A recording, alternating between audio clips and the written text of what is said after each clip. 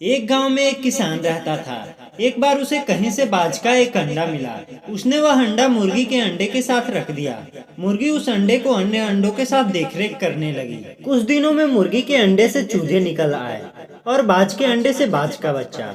बाज का बच्चा चूजों के साथ पलने लगा। वह चूजों के साथ खाता पीता, खेलता, इधर उधर फुदकता बड़ा होने लगा। चूजों के साथ रहते हुए उसे कभी एहसास ही नहीं हुआ कि वह चूजा नहीं बल्कि बाज है।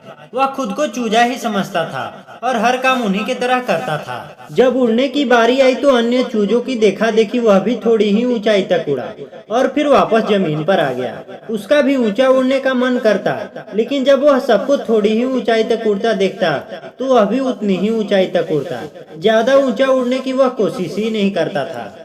एक दिन उसने ऊंचे आकाश में एक बाज को उड़ते हुए देखा। इतनी ऊंचाई पर उसने किसी पक्षी को पहली बार उड़ते हुए देखा था। उसे बड़ा आश्चर्य हुआ। उसने चूजों से पूछा, वो कौन है भाई जो इतनी ऊंचाई पर उड़ रहा है? चूजे बोले, वो पक्षियों का राजा बाज है। वह आकाश में सबसे ज्यादा ऊंचाई पर उड़ता है। कोई दूसरा पक्षी उसकी बराबरी नहीं कर सकता।